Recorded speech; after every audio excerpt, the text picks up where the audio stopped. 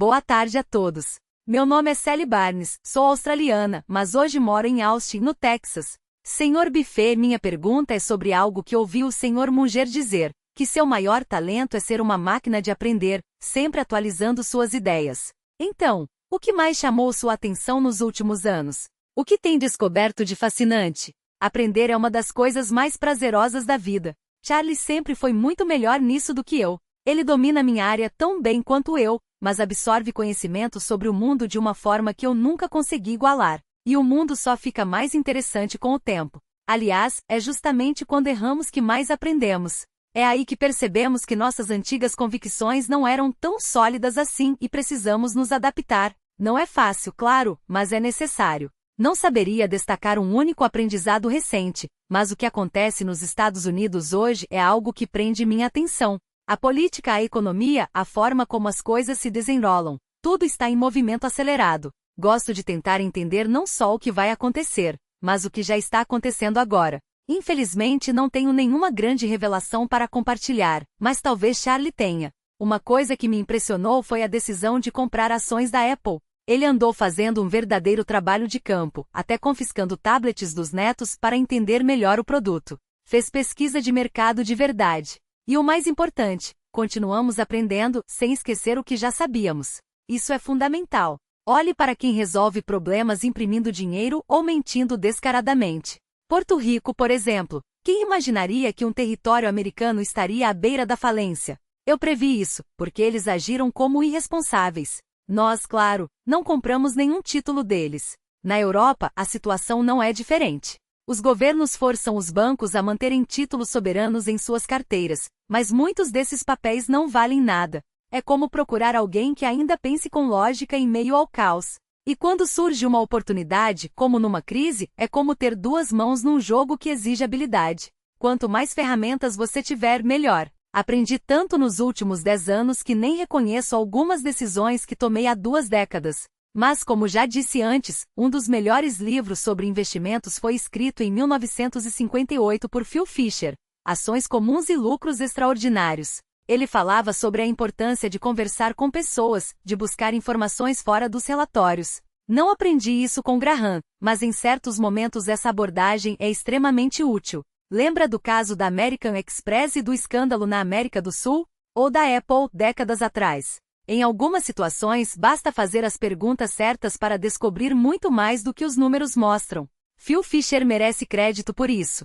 Charlie até brincou que algumas empresas que ele achava que seriam vencedoras eternas acabaram perdendo força, mas a ideia central permanece. Às vezes, conversar com as pessoas certas revela mais do que qualquer análise. Se eu quisesse entender o setor de carvão, por exemplo, faria o seguinte. Procuraria os presidentes de 10 empresas do ramo e depois de ganhar a confiança deles, perguntaria: se você tivesse que sumir por 10 anos e investir todo o dinheiro da sua família em um concorrente, qual escolheria e por quê? Depois perguntaria qual empresa eles evitariam a todo custo. Todo mundo adora falar dos rivais e com 10 respostas dessas, você teria uma visão mais clara do setor do que qualquer um daqueles executivos.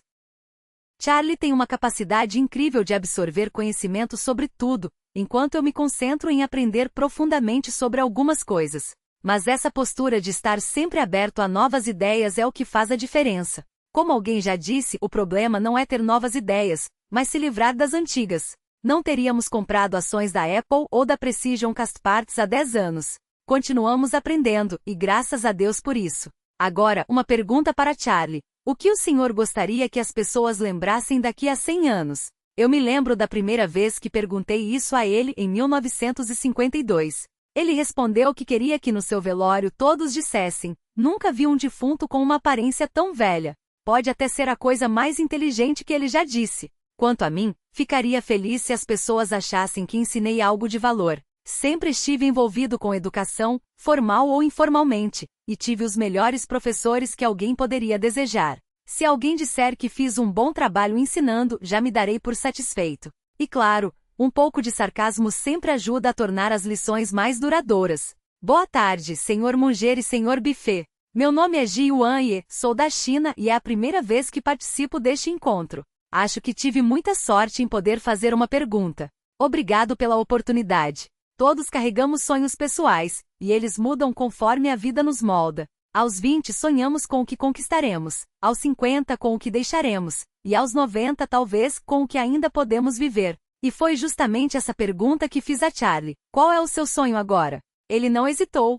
Sonho, disse com aquele sorriso que só os sábios têm quando sabem que a resposta já é a lição. Mas se me permite um desejo egoísta, às vezes penso, como seria bom ter novamente 90 anos. E então, com a clareza de quem já viu o suficiente para não perder tempo com rodeios, completou: se há algo que você realmente quer fazer, não espere até os 93.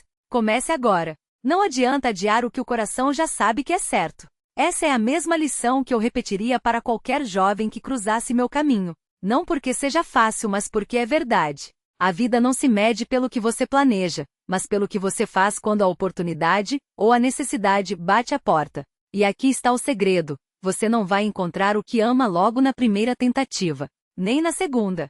Talvez nem na 10ª. Mas quando sair para o mundo, procure o trabalho que aceitaria mesmo se não precisasse trabalhar. Não espere. Não diga um dia. Porque, como disse alguém, e Charlie certamente concordaria, a vida se avalia olhando para trás, mas se vive olhando para frente. E Charlie tem um método infalível para isso. Ele só quer saber onde vai morrer para nunca pisar lá. Pode parecer mórbido, mas é genial. É o que chamamos de engenharia reversa da vida. Não dá para controlar tudo, claro, mas dá para escolher a direção.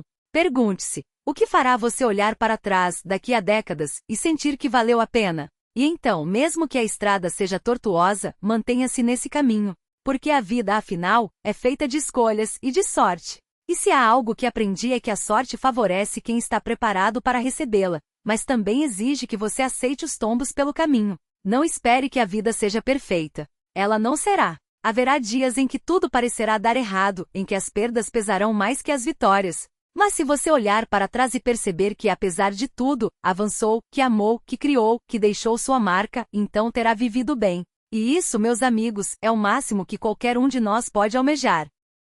Ou, como diria aquele velho ditado sobre funerais, o pastor pede que alguém diga algo bom sobre o falecido e ninguém se apresenta. Ninguém. Ele insiste e implora, e finalmente um homem se levanta. Bem, diz ele, o irmão dele era pior. E aí está, até nas horas mais solenes, a vida nos lembra que o importante não é ser perfeito, mas ser melhor do que a pior versão de si mesmo. E isso, Charlie e Warren já provaram, é mais do que suficiente.